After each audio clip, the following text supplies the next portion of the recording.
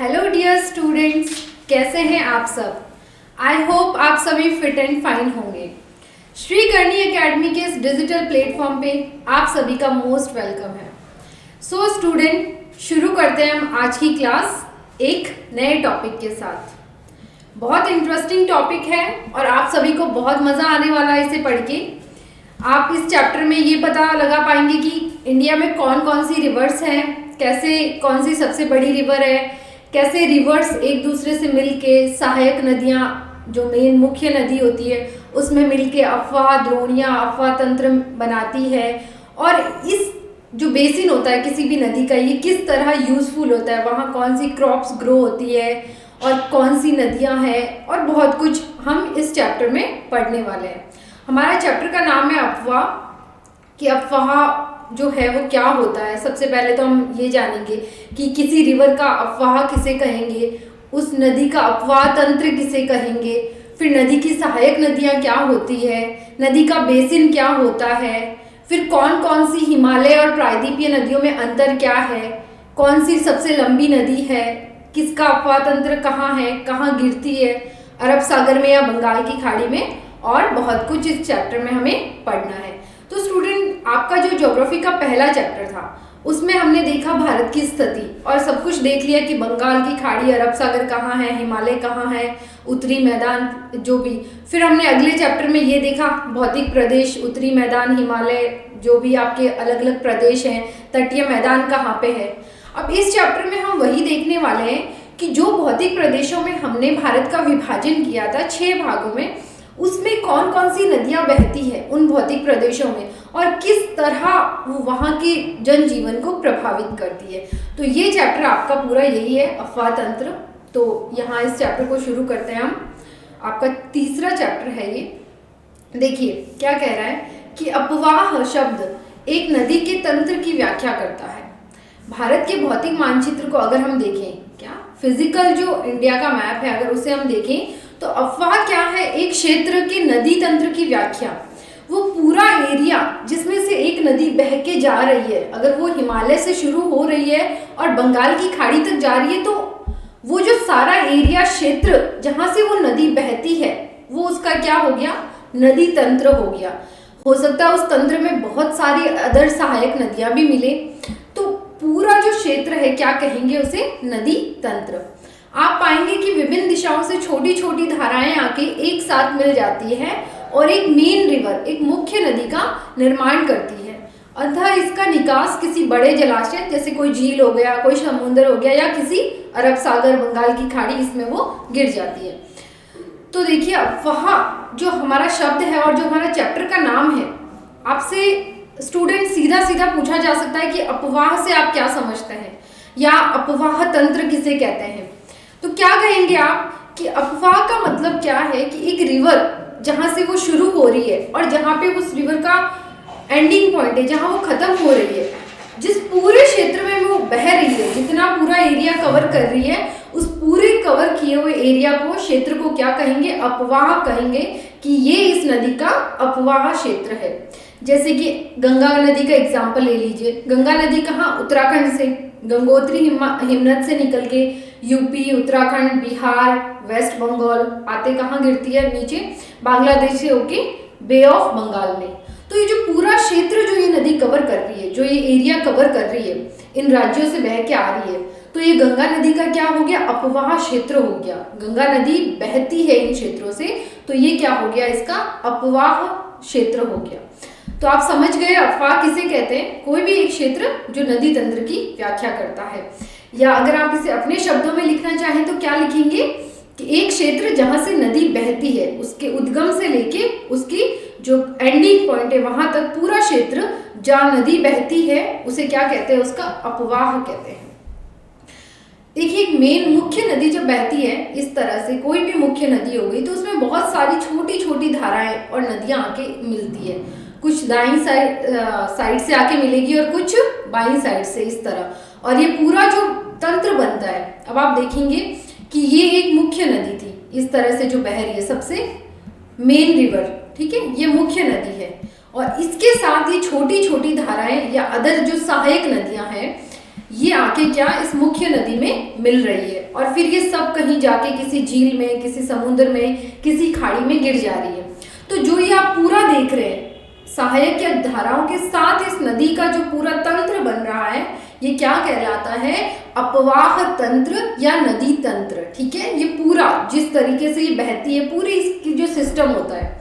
अपवाह शब्द सिर्फ नदी के बहने वाले क्षेत्र को दिखाता है, लेकिन अपवाह के साथ जब तंत्र शब्द भी जोड़ दें तो क्या हो जाता है कि और भी सहायक नदियां जो उस मुख्य नदी के साथ मिल रही है और वो पूरा जो बनता है क्षेत्र, तो उसे क्या कहते हैं? अपवाह तंत्र। ठीक है, तो ये किसी भी झील या समुद्र में या महासागर में क्या गिर जाती है।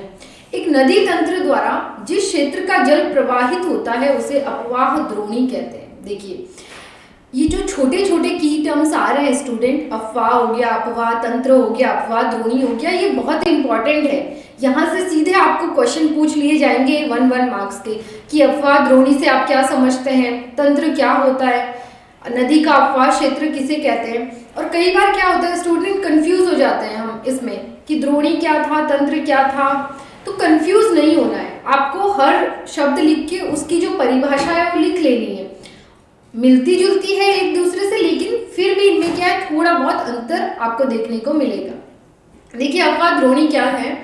एक नदी तंत्र। अब नदी तंत्र हमने समझ लिया कि वो मुख्य नदी और उसके साथ जो आके सहायक नदियां मिल रही है, तो ये क्या है? नदी तंत्र। ठीक है, ये वर्ड हमें समझ में आ गया। चलिए आगे देखते हैं।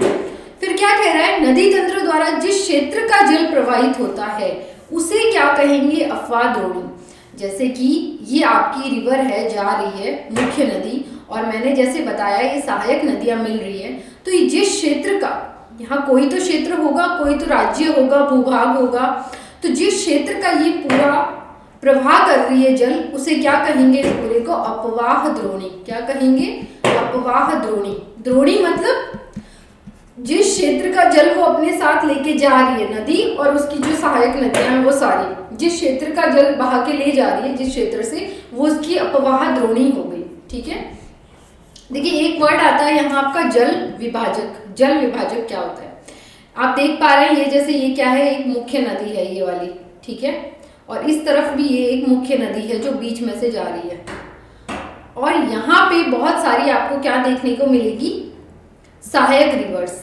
आप देखिए ध्यान से, ये बहुत सारी सहायक रिवर्स है। अब जल विभाजक क्या है स्टूडेंट? जल विभाजक किसे कहेंगे? कोई भी ऐसा क्षेत्र, कोई भी ऐसा पठारी, पहाड़ी या कोई भी ऐसा भूभाग जो नदियों को विभाजित कर दे अलग अलग में। जैसे ये क्या है? एक उभरा हुआ भाग है, ये पठार हो सकता है, पर्वत हो सकता है। ठीक है, लेकिन इसने क्या किया? इसने जो ये धारा ए है और धारा बी है, मान लीजिए कोई रिवर ऐसे आ रही होगी यहाँ से, तो इसने इस जल विभाजक ने ये जो कोई उभरा हुआ क्षेत्र था, इसने इस मुख्य नदी को, ये क्या थी हमारी? ये मुख्य नदी थी, इसको 2 भागों में बांट दिया इस तरह से। ठीक है, और इसकी जो एक धारा है, वो आप धारा अ जो लिखा है वो इस तरह से बहती है, और दूसरी धारा उस तरफ चली गई। तो जो ये जल विभाजक है, इसने मुख्य नदी को क्या किया? 2 भागों में विभाजित कर दिया, और फिर ये इस तरह से बट जाती है। तो जल विभाजक किसे कहते हैं? कि ऐसा कोई भी क्षेत्र जो उभरा हुआ, पठारी, पहाड़ी, कोई भी भाग जो मुख्य नदी के रास्ते में या बीच में आता है, और उसकी वजह से मुख्य नदी 2 भागों में बढ़ जाती है, 2 से 3 भी हो सकते हैं, मतलब अलग अलग भागों में बट जाती है, तो उस क्षेत्र को क्या कहेंगे? जल विभाजक। जो जल को बांट देता है, मुख्य नदी के जल को जो अलग अलग धाराओं में क्या बांट देता है, उसे क्या कहेंगे स्टूडेंट? जल विभाजक कहेंगे। तो देखिए अभी तक हमने क्या पढ़ा? सबसे पहले कि अपवाह क्या होता है। सिंपल सा आंसर देंगे कि जहां से नदी बह रही है, जो नदी का बहने का क्षेत्र है वो क्या है? उसका अपवाह है। अपवाह तंत्र क्या है? तंत्र मतलब एक नदी जब सहायक नदियों के साथ पूरा जो बनाती है व्यवस्था, तंत्र बनाती है जहां से वो बह रही है, तो सहायक नदियों को जब साथ में शामिल कर लेंगे मुख्य नदी के, तो वो क्या बन जाएगा? अपवाह तंत्र। ठीक है, और अपवाह द्रोणी क्या होती है? जिस क्षेत्र से वो बह रही है, जिस क्षेत्र का जल अपने साथ ले जा रही है मुख्य और सहायक नदियां, वो क्षेत्र क्या कहेगा? उस नदी का अपवाह द्रोणी कहलाएगा। जल विभाजक ऐसा कोई भी पठारी पहाड़ी भाग जो मुख्य नदी के बीच में आता है, जिसकी वजह से मुख्य नदी कई धाराओं में विभाजित हो जाती है, तो उसे क्या कहेंगे? जल विभाजक कहेंगे। ठीक है स्टूडेंट्स, अब आगे क्या है देखिए, भारत में अपवाह तंत्र कितने हैं? और भारत में अपवाह तंत्र से आपको समझ में आ गया ना? अपवाह तंत्र आते ही आपके माइंड में ये वाली जो इमेज है वो आनी चाहिए कि मुख्य नदी है और ये पूरी इसकी सहायक नदियां इससे मिल रही है, तो ये जो पूरा तंत्र बन रहा है इसे क्या कहेंगे? अपवाह तंत्र कहेंगे। और ये जिस क्षेत्र से बहेगा, ये पूरा जो तंत्र है मुख्य और सहायक नदियों का, ये जिस क्षेत्र से बहेगा उस क्षेत्र को क्या कहेंगे? इस रिवर का, इस नदी की अपवाह द्रोणी कहेंगे। ठीक है स्टूडेंट, तो अब भारत में हम देखेंगे कि ऐसी कौन कौन सी नदियां हैं जो इस तरह का अपवाह तंत्र बनाती है। ठीक है, भारत के अपवाह तंत्र का नियंत्रण मुख्यतः भौगोलिक आकृतियों के द्वारा होता है। इस आधार पे भारत की जो रिवर्स है, भारत की जो नदियां हैं, उन्हें हम दो मुख्य वर्गों में बांट देते हैं या विभाजित कर देते हैं। देखिए क्या कह रहा है कि जो इंडिया में, जो भारत में अपवाह तंत्र बनता है, ये किससे प्रभावित होता है या इसको प्रभावित करने वाला मुख्य कारक कौन सा है? यहाँ की भौगोलिक आकृतियां। और स्टूडेंट इसीलिए चैप्टर 2 पहले रखा गया, भारत के भौतिक प्रदेश आपकी बुक में, और फिर ये अपवाह नाम का जो तीसरा चैप्टर है बाद में। क्यों? आपने जब अब भौतिक प्रदेश समझ लिया, आपने हिमालय देख लिया, उत्तरी मैदान देख लिया, प्रायद्वीप देख लिया, तटीय मैदान देख लिए, तो अब आपको समझ में आ गया कि प्रायद्वीप पठारी भाग है, थोड़ा ऊंचा है। हिमालय क्या है? हिमालय पूरा जो फैला हुआ है उत्तर से लेके इधर पूर्व तक। उत्तरी मैदान समतल भाग है, तो नदियों का तंत्र भी वैसे ही प्रभावित होगा। तो भारत की जो अपवाह तंत्र है नदियों का, उसको प्रभावित कौन करता है या नियंत्रण कौन करता है? तो यहाँ की टोपोग्राफी, यहाँ की भौगोलिक आकृतियाँ कैसी है, उसके द्वारा ये प्रभावित होता है। और इस बेस पे, इस आधार पे भारत का जो अपवाह तंत्र है वो कितने भागों में? 2 भागों में विभाजित है। कौन कौन सी?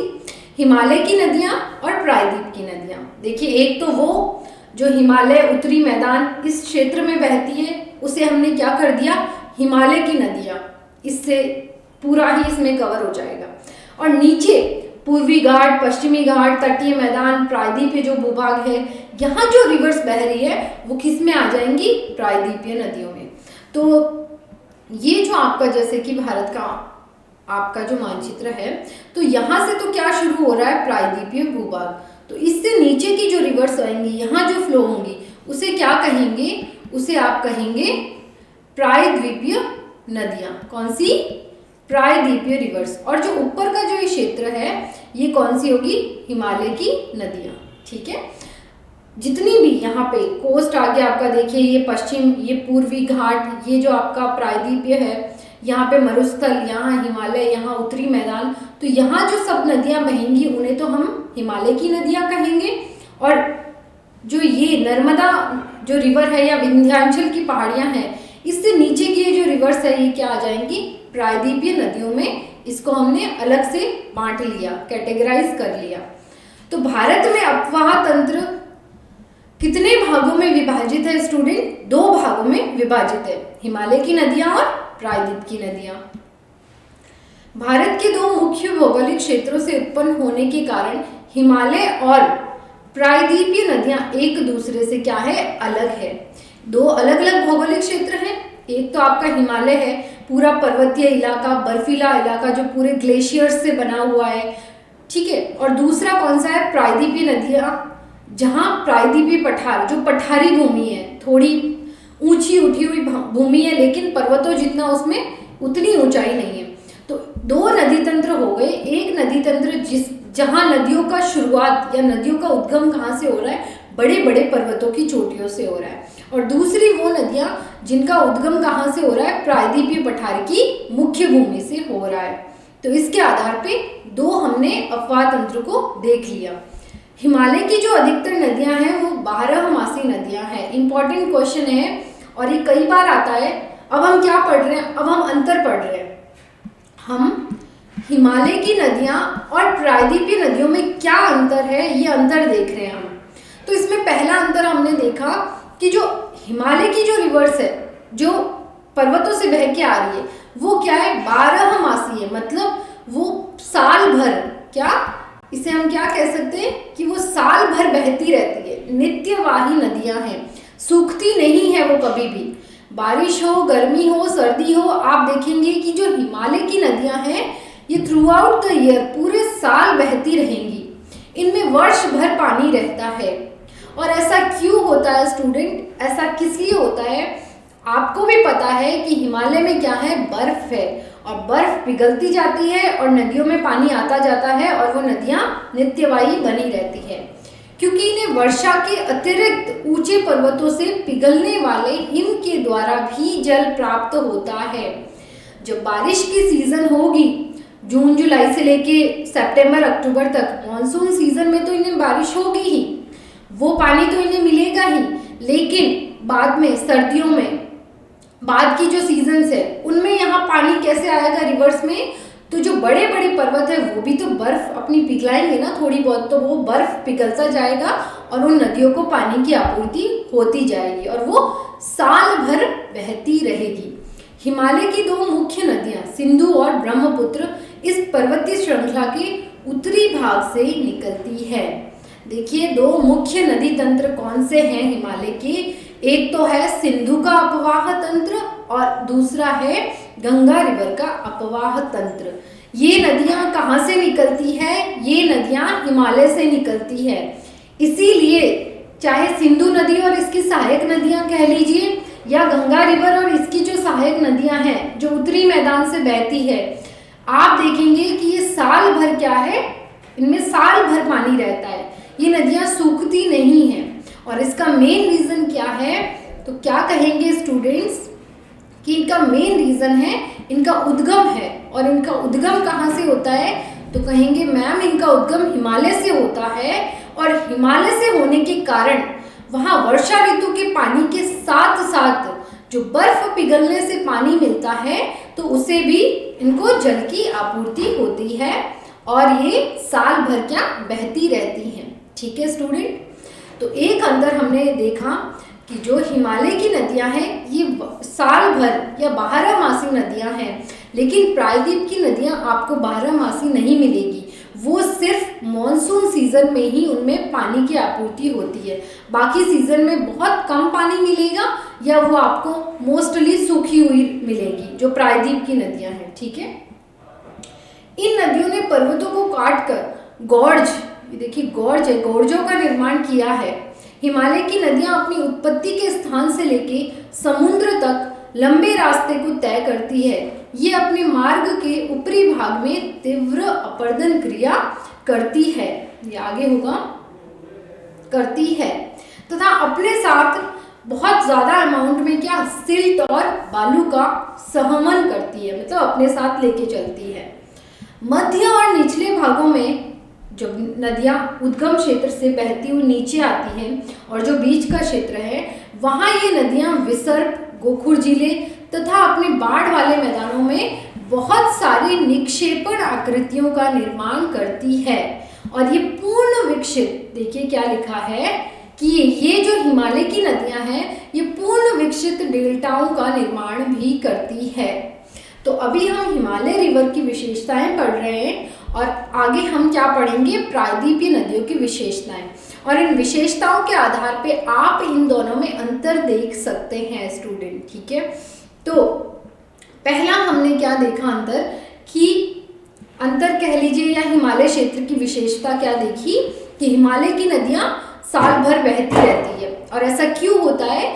क्योंकि बारिश के पानी के साथ साथ इन्हें बर्फ पिघलने से भी पानी मिलता है। ठीक है, अब दूसरा क्या है कि ये जो नदियां हैं हिमालय की, ठीक है, देखिए ये जो रिवर्स होती है हिमालय की, ये इस तरह क्या होती है, पर्वतों को काट के इस तरह से बहती है। ठीक है, तो गॉर्जों का निर्माण करती है। अब गॉर्ज क्या होते हैं? देखिए, जब नदियां किसी क्षेत्र से बहती है तीव्र गति से, मतलब बहुत ही ज़्यादा स्पीड में बहेगी नदियाँ पर्वतों से जब निकल के, तो वो पर्वतों को काट देती है। अब साल भर बहेंगी तो धीरे धीरे जिस क्षेत्र से बहेगी वो क्षेत्र क्या होगा, अपने मूल स्वरूप में नहीं रहेगा, वो आपको यहाँ से कटा हुआ इस तरह से जो स्थलाकृति बनेगी। जब पर्वतों से कोई नदी बहती है और इनका निक्षेपण हो जाता है, अपर्दन हो जाता है, तो यहाँ पे जो आकृति बनती है तो उसे क्या कहते हैं, गॉर्ज। और हिमालय की नदियाँ बहुत ही लंबा रास्ता तय करती है, जहाँ से इनका उद्गम होता है वहाँ से लेके ये समुद्र झील जहाँ पे भी आखिर में जाती हैं, तो ये बहुत ही लंबा रास्ता तय करती है। ठीक है, तो ये उस बीच वाले रास्ते में जो ये लंबा रास्ता तय करती है वहाँ बहुत सी आकृतियाँ बनाती है।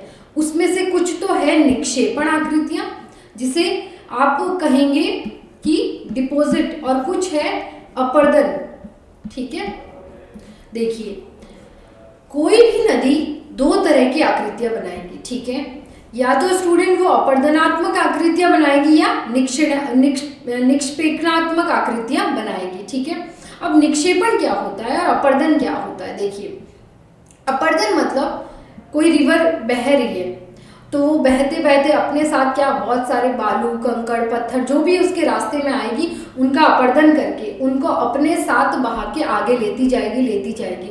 तो उस क्षेत्र में जहाँ से वो लेके जा रही है उस क्षेत्र में मान लीजिए कोई आकृति बन गई, वो क्षेत्र थोड़ा बाकी क्षेत्र की अपेक्षा बहुत ही गहराई में चला गया, वहाँ एक खड्डा टाइप की कोई आकृति बन गई। ठीक है, तो वो क्या हो गया, उसका अपर्दन हो गया उस क्षेत्र का, उस नदी के द्वारा। निक्षेपण मतलब अब सपोज कीजिए यही बालू, कंकड़, पत्थर वो यहाँ से लेके गई रिवर, जैसे ये रिवर जा रही है, यहाँ से वो लेके गई बहुत सारे बालू कंकड़ और यहाँ ले जाते आखिर में इन सबका यहाँ पे जमाव हो गया।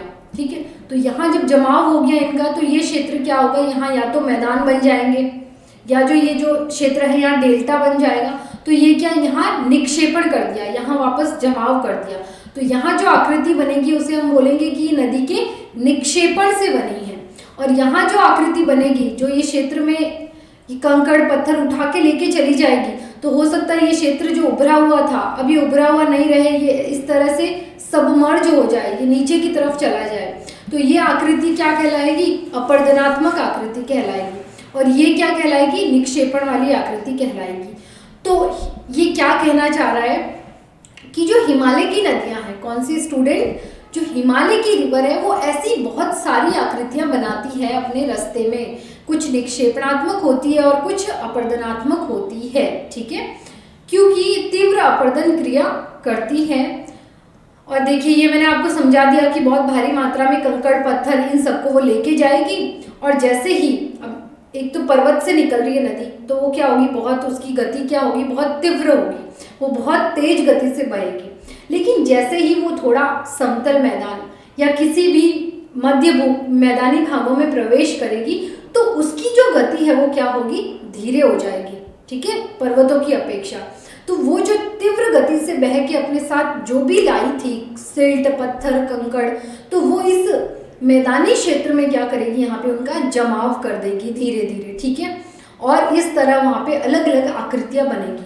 तो ये जो है ना, विसर्प हो गया, गोखुर झीलें हो गई, और ये जो बाढ़ वाले मैदान हैं, ये इनकी आकृतियाँ हैं। गोखुर झीलें हो गई, विसर्प क्या होता है, विसर्प जैसे नदी इस तरीके से बहती है। ठीक है, ये विसर्प की आकृति में, जैसे यहाँ कोई भूभाग आया, नदी ने इस तरह से मोड़ लिया, यहाँ वापस कोई भूभाग आया और नदी की दिशा इस तरह हो गई। इस तरह नदियाँ अपना जो मोड़ के चलती है, रास्ता दिशा बदल के चलती है, उसे क्या बोलते हैं, विसर्प बोलते हैं। ठीक है स्टूडेंट, वैसे ही गोखुर झीलें क्या होती है कि सपोज ये नदी यहाँ से आ रही थी और नदी के बीच में ये कुछ इस तरह से क्या आया, कोई भी बड़ा भूभाग आ गया, कोई भी ऐसा क्या हो गया, ऐसा कोई भी यहाँ पे क्या ऐसा आकृति आ गई, भूभाग, पहाड़, पठार, कुछ भी ऊंचा, तो नदी इस तरीके से बहती है और इस तरीके से बह के वापस इधर से मुड़ के अब नदी यहाँ जा रही है आगे।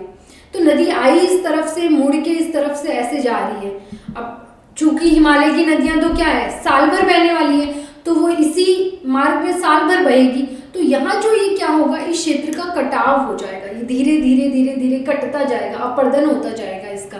और ये जो आकृति बनेगी यहाँ पे, इसे बोलते हैं गोखुर झीलें। क्या बोलते हैं, गोखुर झीलें। ये जो आपका है विसर्प, मैंने आपको बता दिया। बाढ़ का मैदान क्या होता है कि तीव्र गति से आ रही है पर्वतों से निकल के, और मैदानी क्षेत्र में जब वो आती है तो वो फैल जाती है, और अगर पानी की मात्रा ज़्यादा हो या मानसून में ज़्यादा बारिश हुई हो तो नदियों में जब पानी ज़्यादा हो जाता है तो वो मैदानी क्षेत्रों में क्या बाढ़ आ जाती है उससे, और बाढ़ आती है, बाढ़ आने के बाद वो क्षेत्र क्या बहुत उपजाऊ क्षेत्र में बदल जाता है, और हर साल बाढ़ आती है, हर साल वो क्षेत्र क्या नया बनता जाता है। ठीक है, जिसे मैंने आपको बताया भी था ना उत्तरी भारत के मैदान जब हमने पढ़े थे कि खादर और बांगर।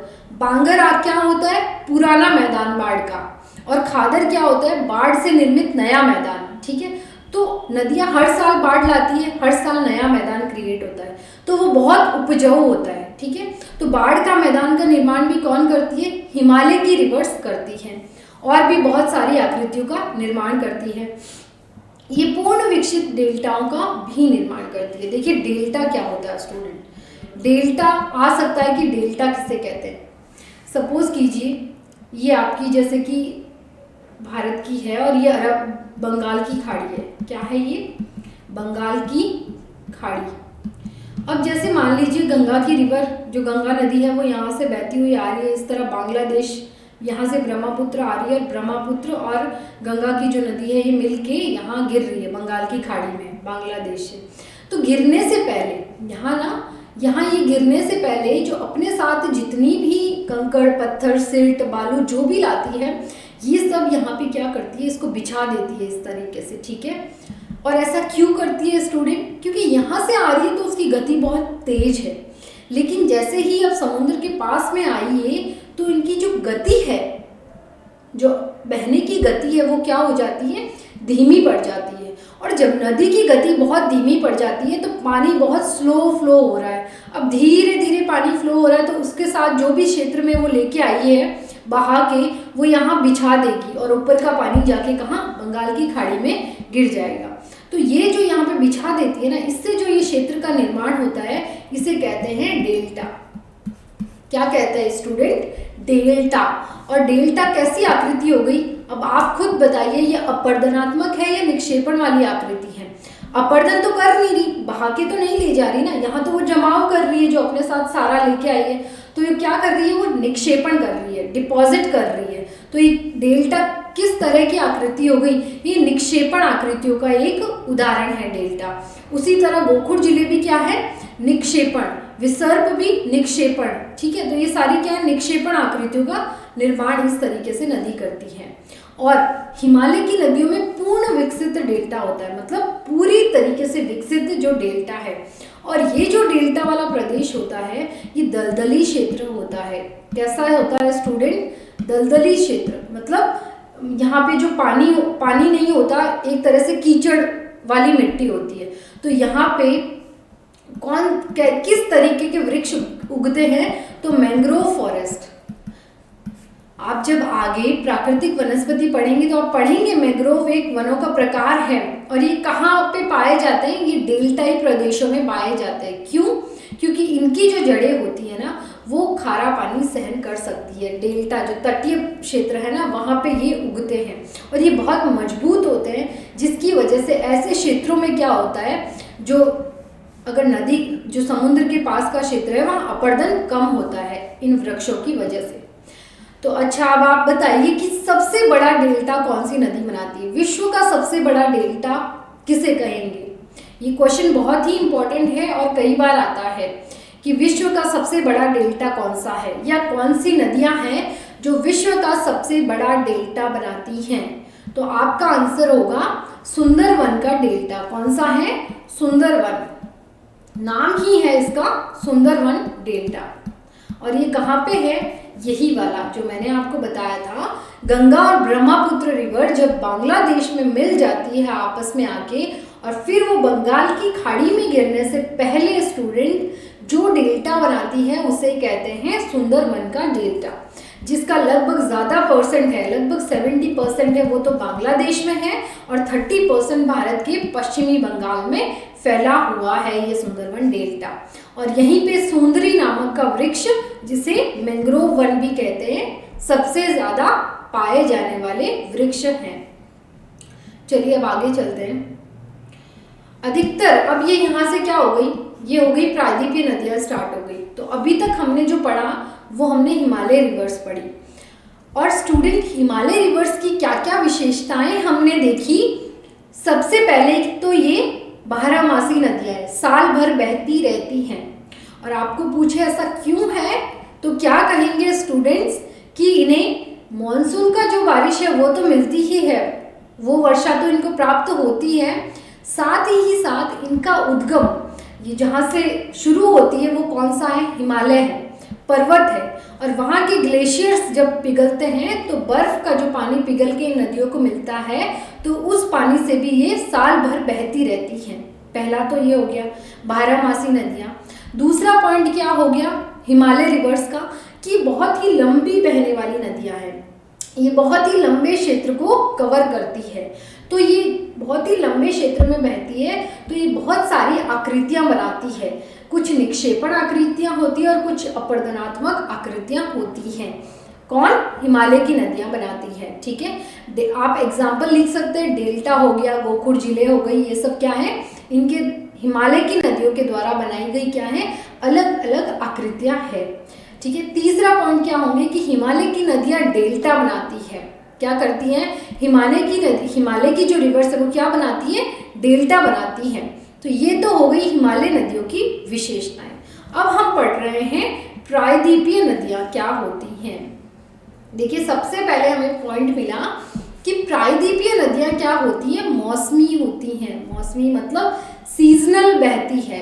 वर्षा ऋतु में ये आपको फुल बहती हुई फ्लो में दिखेगी, और जैसे ही वर्षा ऋतु खत्म होगी ये नदियाँ आपको लगभग सूखी हुई या बहुत ही पानी का स्तर जो होगा इनका बहुत ही कम होगा, क्योंकि इनका जो प्रवाह है वो वर्षा पे निर्भर करता है।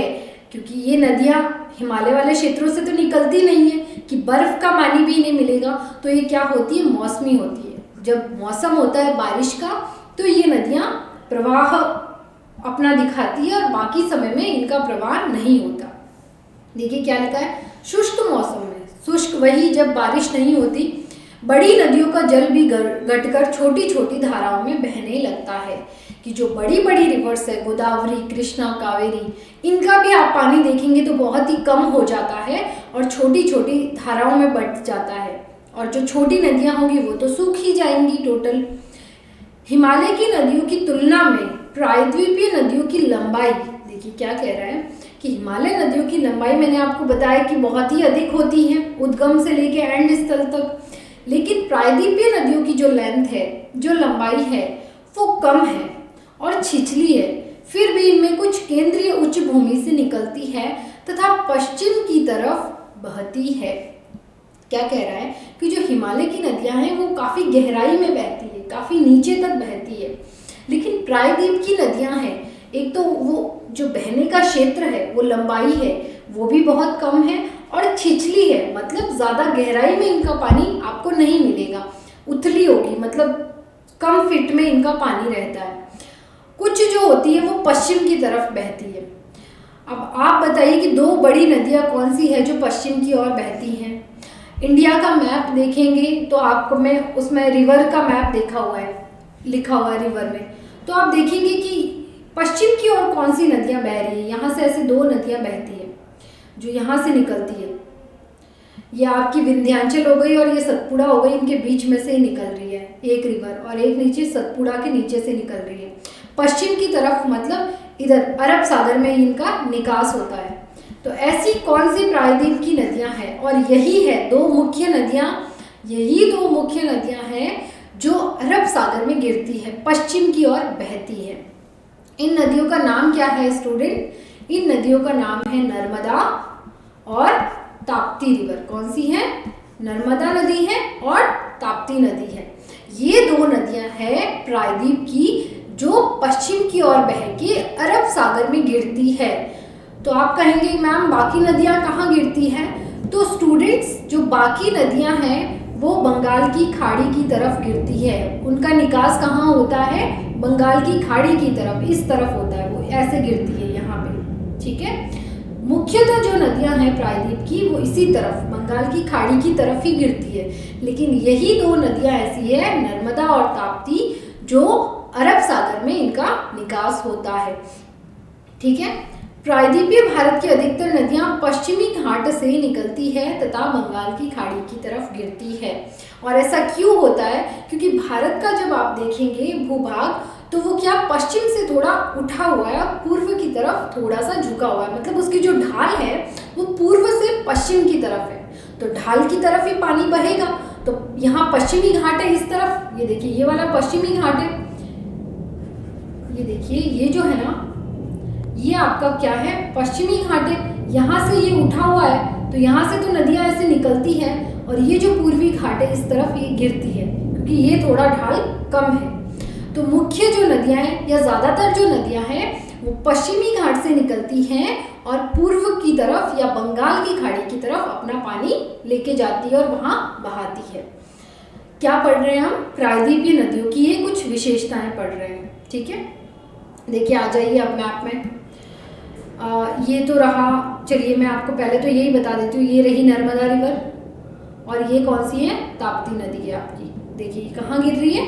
ये अरेबियन सी में गिर रही है, दिख रहा है आपको, पश्चिम की तरफ, वेस्ट की तरफ। और जो बाकी नदियाँ हैं, क्योंकि प्रायद्वीपीय पठार इससे नीचे को कहेंगे, इस क्षेत्र से नीचे ये त्रिकोण आकृति में जो है ये क्या है? प्रायद्वीपीय पठार है।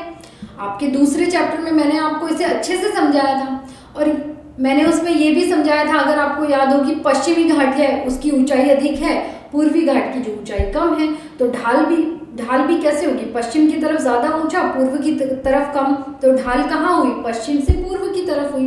तो नदियाँ देखिए मुख्य ये पश्चिमी घाट है, ये वाला जो क्षेत्र है ये क्या है स्टूडेंट? ये है आपका पश्चिमी घाट। और यहाँ से तो ये नदियाँ प्रायद्वीप की, यहाँ से इनका उद्गम होता है बड़े बड़े, और इस तरफ से ही बहती हुई कहाँ गिर रही है?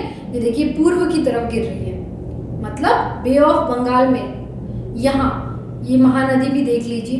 तो मुख्य जो प्रायद्वीप की नदियां हैं वो बे ऑफ बंगाल में ही गिरती है, लेकिन अपवाद स्वरूप दो नदियां ऐसी है जो अरब सागर में गिरती है और वो है नर्मदा और ताप्ती रिवर। तो ये आपको याद भी करना है कि पश्चिम की ओर बहने वाली नदियां कौन सी हैं, तो कहेंगे नर्मदा और ताप्ती रिवर। कई बार ये क्वेश्चन आया हुआ है क्योंकि ये क्या है? अपवाद है, ऐसी दो ही नदियां हैं, इसलिए ये बहुत बार पूछा जाता है, किसी भी तरीके से पूछा जा सकता है। अरब सागर में गिरने वाली नदियों के नाम बताओ, या फिर कहेंगे कि पश्चिम की ओर बहने वाली दो नदियां कौन सी हैं, प्रायद्वीप की ऐसी कौन सी नदियां हैं जिनका जो प्रवाह है वो पश्चिम की तरफ है। तो आपका सबका आंसर एक ही होगा, नर्मदा और ताप्ती रिवर। बाकी कहाँ गिर रही है? बे ऑफ बंगाल में। अब आप देखिए, हमने दूसरी विशेषता पढ़ी थी प्रायद्वीपीय नदियों की कि इनकी जो लंबाई है, देखिए वो क्या होती है कि जो ये हिमालय की नदियां हैं, देखिए हिमालय की आप नदियां देख लीजिए, ये यमुना रिवर हो गई और ये आपकी गंगा रिवर हो गई, ये देखिए कितनी ज़्यादा अधिक लंबाई कवर करती है। अगर हम इनकी तुलना प्रायद्वीपीय नदियों से करें, चाहे आप इधर ये इंडस रिवर, सिंधु नदी ले लीजिए, ये देखिए इसकी लंबाई भी आपको कितनी ज़्यादा दिखेगी। तो हिमालय की नदियों की लंबाई अधिक है, प्रायद्वीपीय भारत की नदियों की लंबाई कम है। हिमालय की नदियाँ वर्ष भर बहने वाली हैं, प्रायद्वीप की जो नदियाँ हैं वो मौसमी हैं।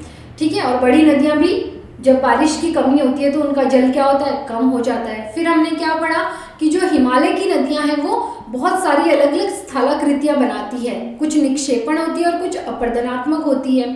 जैसे डेल्टा हो गया, डेल्टा हर नदी बनाएगी, चाहे इंडस रिवर है ये भी यहाँ डेल्टा बनाती है, ये गंगा और ब्रह्मपुत्र रिवर है ये भी यहाँ डेल्टा बनाती है। लेकिन जो प्रायद्वीप की नदियाँ हैं जैसे नर्मदा, तापी, ये कोई डेल्टा नहीं बनाती। तो हिमालय की नदियाँ डेल्टा बनाती हैं, लेकिन प्रायद्वीप की नदियाँ कुछ बनाती हैं कुछ नहीं भी बनाती हैं। लंबाई हमने देख ली, पानी का प्रवाह हमने देख लिया। ठीक है, अब इनकी जो मुख्य जो प्रायद्वीप की नदियाँ हैं वो बंगाल की खाड़ी में गिरती है, लेकिन हिमालय की नदियों में कुछ नदियाँ अरब सागर में भी गिरती है, जैसे सिंधु नदी का तंत्र हो गया, और ब्रह्मपुत्र और गंगा नदी का तंत्र कहाँ? बंगाल की खाड़ी में गिरता है। तो ये क्या हो गए? कुछ अंतर हो गए। ठीक है, अब हमें देखना है हिमालय की नदियाँ कौन सी हैं, लेकिन उससे पहले ये स्टूडेंट जो आपने अभी तक पढ़ा, क्या दोनों में डिफरेंस, हिमालय और यहीं से हिमालय और प्रायद्वीप की नदियों में क्या क्या अंतर है? हिमालय और प्रायद्वीप की नदियों में अंतर हमने अभी तक देखा, और ये अंतर आपको याद करना बहुत ज़रूरी है। क्वेश्चन आ सकता है, हिमालय की नदियों की विशेषताएं बताइए, तो सिर्फ हिमालय की लिखेंगे। प्रायद्वीपीय नदियों की विशेषताएं, तो सिर्फ प्रायद्वीपीय नदियों की। और दोनों में अंतर पूछ ले तो बीच में इस तरीके से लाइन डाल के इधर हिमालय इधर प्रायद्वीप, और आपको अंतर भी दिखाना है। अंतर आपने एक एक करके सारे पढ़ लिए, ठीक है। तो ये तो हमने हिमालय और प्रायद्वीप की नदियाँ देख ली। अब हम देखेंगे हिमालय की नदियों को विस्तार से देखेंगे सबसे पहले, और उसमें सबसे पहले कौन सी है आपकी सिंधु नदी का तंत्र, ठीक है। सिंधु नदी का उद्गम कहाँ से होता है? मानसरोवर झील से होता है, तिब्बत में। कहाँ पे? तिब्बत में। और ये पश्चिम की ओर बहती हुई इस तरफ ये नदी भारत में लद्दाख से प्रवेश करती है। मतलब भारत में कौन से, अब तो ये केंद्र शासित प्रदेश हो गया लद्दाख, तो इस यूटी से ये भारत में प्रवेश करती है। इस भाग से ये बहुत ही सुंदर दर्शनीय गॉर्ज का निर्माण करती है, और इस क्षेत्र में बहुत सी सहायक नदियाँ जैसे जौस्कर, नबुरा, श्योक, हुंजा इस नदी में मिलती है। ये क्या हो गई? इसकी सहायक नदियाँ हो गई। सिंधु नदी बलूचिस्तान और गिलगित में बहती हुई अटक में पर्वतीय क्षेत्र से बाहर निकलती है। गॉर्ज क्या होता है? वो जो मैंने आपको बताया था वो अपरदनात्मक स्थलाकृति थी। गॉर्ज क्या होता है कि जैसे ही कोई रिवर निकल रही है पर्वतीय क्षेत्र से और वो अब अलग से बहेगी, तो इस तरह जैसे झील झरना होता है उस तरीके की आकृति का निर्माण करती है, तो उसे गॉर्ज कहते हैं, ठीक है। जब अधिक ऊंचाई से पानी कम ऊंचाई पे जैसे गिरता है तो एक सुंदर गॉर्ज का निर्माण होता है। तो सबसे पहले सिंधु नदी का उद्गम कहाँ होता है? तो मानसरोवर झील। और ये मानसरोवर झील तिब्बत के निकट में चेमाई युंगडुंग एक हिमनद है। हिमनद का नाम है, आपको ये याद नहीं होगा स्टूडेंट, तो उस हिमनद से निकलती है। लेकिन आप इतना याद कर सकते हैं कि मानसरोवर झील से सिंधु नदी उसके निकट से निकलती है। फिर ये पश्चिम की तरफ बहने लगती है। भारत में इसका एंट्री पॉइंट कहाँ से है? कहाँ से अंदर आती है? लद्दाख से। लद्दाख केंद्र शासित प्रदेश से ये भारत के अंदर प्रवेश करती है और बहुत ही सुंदर गॉर्ज का निर्माण करती है। और वहाँ पे इसको बहुत सारी अदर जो छोटी छोटी धाराएं या सहायक नदियाँ हैं वो इसमें मिल जाती है, और वो ये रही जास्कर, नबुरा, श्योक। और फिर ये नदी बलूचिस्तान और गिलगित से बहते हुए अटक में पर्वतीय क्षेत्र से बाहर निकल जाती है। ये देखिए, ये जो सिंधु रिवर है ये तिब्बत है जो चीन के अधिकार में है। और यहाँ से ये देखिए मानसरोवर झील के निकट एक हिमनद है, चेमाई युंगडुंग हिमनद, इस हिमनद का नाम है। यहाँ से निकलती है और इस लद्दाख में, ये जो लद्दाख का क्षेत्र है, यहाँ से भारत में प्रवेश करके लद्दाख में ही बहती हुई कहाँ वापस पाकिस्तान, बलूचिस्तान यहाँ निकल के इस तरह से अरब सागर में गिर जाती है। और यहाँ इसकी बहुत सारी सहायक नदियाँ भी हैं, चेनाब, झेलम, रावी, सतलज। ये क्या है? सिंधु रिवर की कुछ मुख्य सहायक नदियाँ हैं, ठीक है स्टूडेंट। तो आ सकता है कि सिंधु नदी का उद्गम कहाँ से होता है? तो मानसरोवर झील के निकट तिब्बत से, ठीक है। भारत में कहाँ प्रवेश करती है? तो लद्दाख क्षेत्र में भारत में प्रवेश करती है। और यहाँ कुछ नदियाँ इससे आके मिलती है, जौस्कर, श्योक, ये नदियों के नाम है। फिर ये वापस पाकिस्तान की तरफ बहते हुए पाकिस्तान के क्षेत्र में जाके अरब सागर में जाके गिर जाती है। कौन सी? सिंधु नदी, ठीक है। तो ये क्या हो गया? इस नदी का अपवाह तंत्र हो गया कि कहाँ से ये नदी बह रही है। सतलज, व्यास, रावी, चेनाब और झेलम आपस में मिलकर पाकिस्तान में इस मिठानकोट के क्षेत्र में सिंधु नदी में मिल जाती हैं, और ये नदी दक्षिण की तरफ बहती हुई फिर अरब सागर में मिल जाती है। ये मैंने आपको बता दिया कि ये कुछ इसकी सहायक नदियां हैं, ठीक है। और फिर सिंधु नदी का मैदान का ढाल बहुत धीमा है, और ये द्रोणी 1/3 से कुछ अधिक भाग भारत के जम्मू कश्मीर, लद्दाख, हिमाचल और पंजाब में, और शेष भाग पाकिस्तान में है। और ये सिंधु नदी विश्व की लंबी नदियों में से एक है। देखिए, आप कंफ्यूज मत होना कि मैम ने तो बोला कि सिंधु रिवर लद्दाख से ही बहती है और यहाँ जम्मू, लद्दाख, हिमाचल, पंजाब, तो ये उसकी पूरी द्रोणी की बात हो रही है। और द्रोणी मैंने किसे बताया कि मुख्य नदी के साथ जो सहायक नदियाँ मिल जाती है और जो पूरा एरिया बनाती है वो पूरा नदी द्रोणी होता है। तो जो सतलज, व्यास, झेलम, चिनाब, वो सारी नदियां तो बहती है ना जम्मू से, लद्दाख से, हिमाचल से, पंजाब से, तो ये उसकी बात हो रही है। तो ये सारी जो इसका नदी तंत्र है, इसका 1/3 भाग तो भारत में है, बाकी पाकिस्तान में है, ठीक है। और ये इसकी विश्व की सबसे लंबी नदियों में से क्या है, एक है, ठीक है स्टूडेंट। ये देखिए, एक बार हम वापस मैप देख लेते हैं हमारा जो ये रहा। तो ये देखिए, ये है सिंधु रिवर। अगर पूछे कहाँ से बहती है तो सिर्फ लद्दाख में, लेकिन पूरी सिंधु द्रोणी तो देखिए झेलम हो गई जम्मू कश्मीर से, जो श्रीनगर है वो झेलम नदी के किनारे है, रावी नदी सतलज पंजाब से बहती है। तो जो पूरी द्रोणी बन रही है, ये क्या है, ये इसकी द्रोणी है पूरी, ठीक है। और ये द्रोणी का जो 1/3 भाग है वो तो भारत में है, और बाकी इधर पाकिस्तान से बहते हुए कहाँ गिर रही है, अरेबियन सी में गिर रही है। तो ये हमारी जो क्या थी, जो हिमालय की नदियां थी उसमें से एक मुख्य नदी तो जी थी सिंधु नदी तंत्र। उसके बारे में अभी हमने विस्तार से देखा कि कहाँ से उद्गम होता है, कौन सी सहायक नदियां हैं, इसका द्रोणी क्षेत्र कितना है, और इसका निकास कहाँ होता है, अरेबियन सी में, अरब सागर में, ठीक है।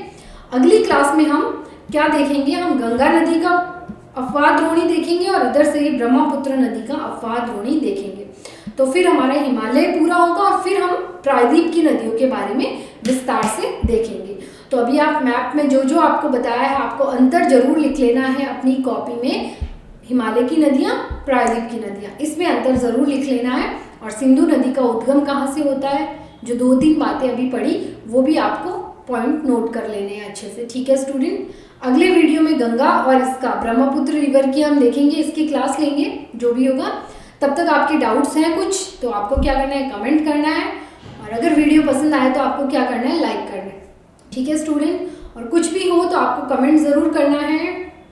बाकी ये हमारा यहाँ जो हमारी क्लास ख़त्म होती है आज की, कल की क्लास में हम बाकी आगे देखेंगे। Okay student, thank you.